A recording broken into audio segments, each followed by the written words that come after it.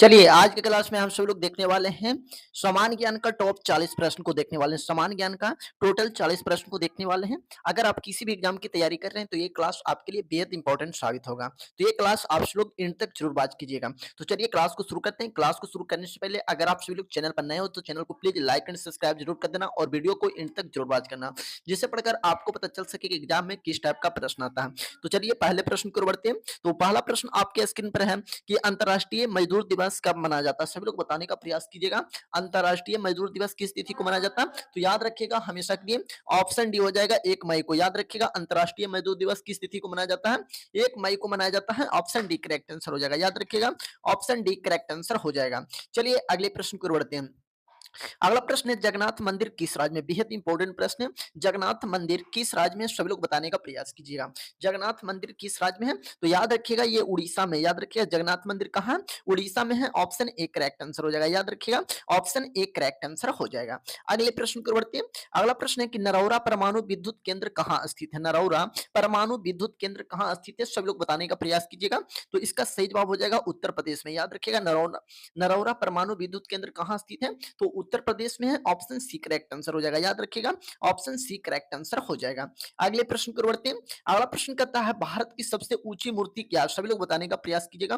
भारत की सबसे ऊंची मूर्ति कौन सी है? तो याद रखिएगा भारत की सबसे ऊंची मूर्ति स्टैचू ऑफ यूनिटी है। याद रखिएगा स्टैचू ऑफ यूनिटी है। ऑप्शन सी करेक्ट आंसर हो जाएगा। याद रखिएगा ऑप्शन सी करेक्ट आंसर हो जाएगा। याद रखिएगा हमेशा के लिए। चलिए अगले प्रश्न की ओर बढ़ते हैं। अगला प्रश्न कहता है किस राज्य के शासक नवाब वजीर कहलाते थे? तो याद रखिएगा अवध के नवाब कहलाते थे। याद रखिएगा अवध के नवाब वजीर कहलाते थे। ऑप्शन बी करेक्ट आंसर हो जाएगा। याद रखिएगा ऑप्शन बी करेक्ट आंसर हो जाएगा। याद रखिएगा हमेशा के लिए। चलिए बढ़ते हैं अगले प्रश्न को। अगला प्रश्न कहता है बेहद इंपॉर्टेंट प्रश्न है कि इनकलाब जिंदाबाद का नारा किसने दिया था? बेहद इंपॉर्टेंट प्रश्न है। इनकलाब जिंदाबाद का नारा किसने दिया था? तो याद रखिएगा भगत सिंह ने दिया था। इनकलाब जिंदाबाद का नारा किसने दिया था?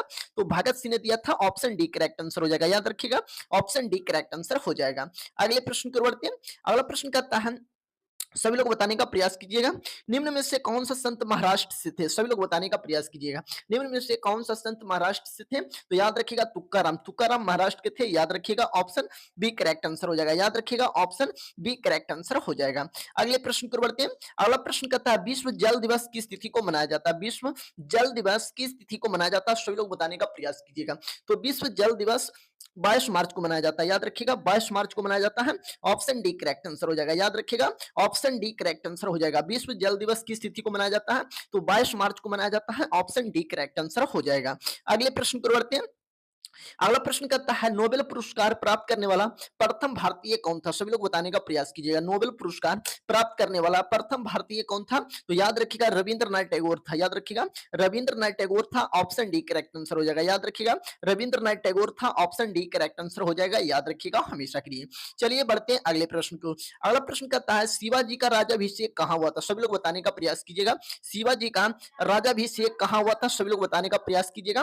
तो 10 का सही जवाब हो जाएगा ऑप्शन ए। याद रखिएगा रायगढ़ में हुआ था। याद रखिएगा रायगढ़ में हुआ था। शिवाजी का राज्याभिषेक कहाँ हुआ था?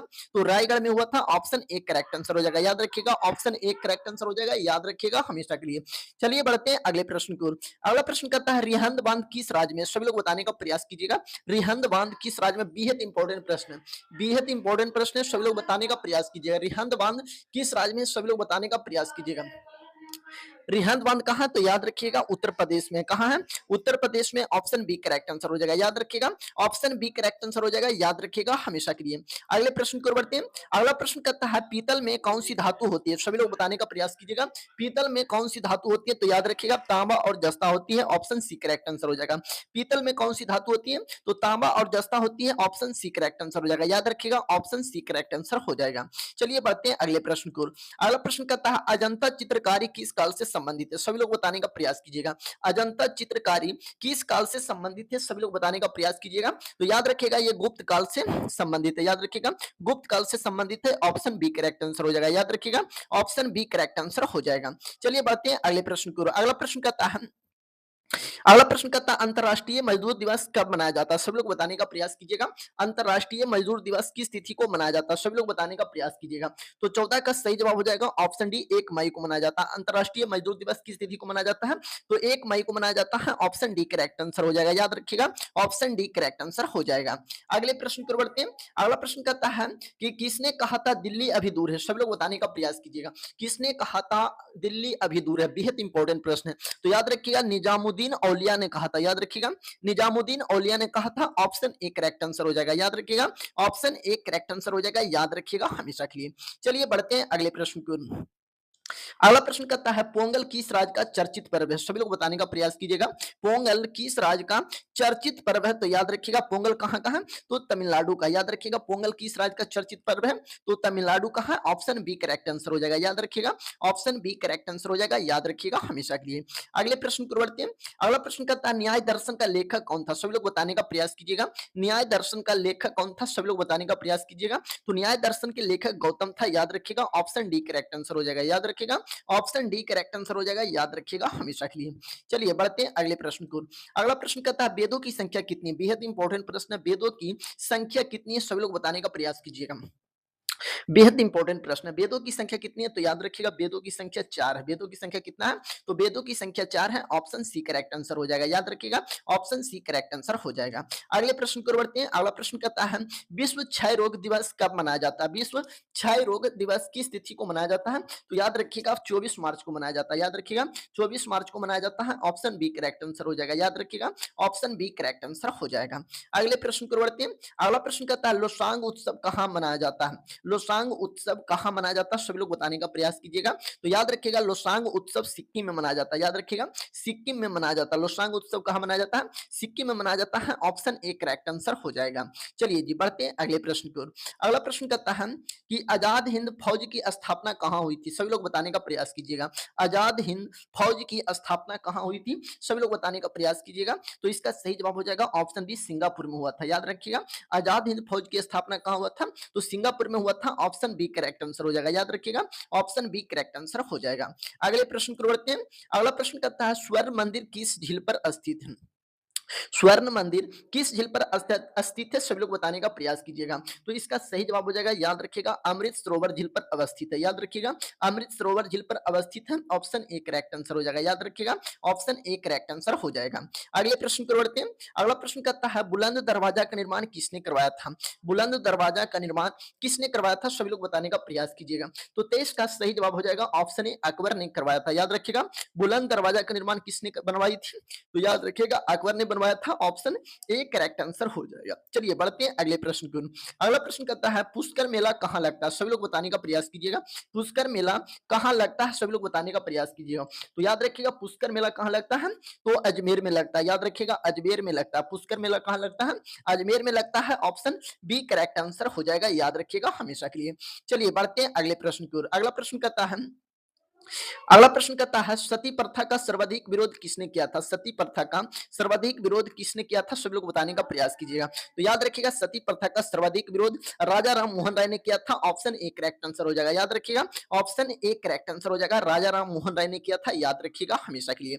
चलिए बढ़ते हैं अगले प्रश्न को। अगला प्रश्न कहता है निम्नलिखित में से किसने ऊन प्राप्त नहीं होता? किससे ऊन नहीं प्राप्त होता है? निम्नलिखित में से किससे ऊन प्राप्त नहीं होता? तो याद रखिएगा सुअर से प्राप्त नहीं होता। सुअर से ऊन नहीं प्राप्त होता है। ऑप्शन ए करेक्ट आंसर हो जाएगा। बाकी सभी से होता है। खरगोश बकरी भेड़ ये कुल सभी से होता है। चलिए अगले प्रश्न को बढ़ते हैं। अगला प्रश्न कहता है कि जलियांवाला बाग कहाँ हुआ था? जलियांवाला बाग हत्याकांड कहाँ हुआ था? तो याद रखिएगा इसका सही जवाब हो जाएगा हमेशा के लिए। याद रखिएगा ऑप्शन डी अमृतसर में हुआ था। पंजाब में पड़ता है। याद रखिएगा तो ऑप्शन यहाँ पर डी करेक्ट आंसर हो जाएगा। चलिए बढ़ते हैं अगले प्रश्न को। अगला प्रश्न कहता है अमृतसर स्थित स्वर्ण मंदिर किसने बनवाया था? अमृतसर स्थित स्वर्ण मंदिर किसने बनवाया था? तो याद रखिएगा अर्जुन देव ने बनवाया था। याद रखिएगा अर्जुन देव ने बनवाया था। ऑप्शन ए करेक्ट आंसर हो जाएगा। अर्जुन देव ने बनवाया था। ऑप्शन ए करेक्ट आंसर हो जाएगा। अगले प्रश्न को बढ़ते हैं। अगला प्रश्न कहता है जवाहर सागर बांध किस नदी पर है? सभी लोग बताने का प्रयास कीजिएगा। जवाहर सागर बांध किस नदी पर है? सभी लोग बताने का प्रयास कीजिएगा। तो याद रखिएगा ये चंबल नदी पर है। जवाहर सागर बांध किस नदी पर है?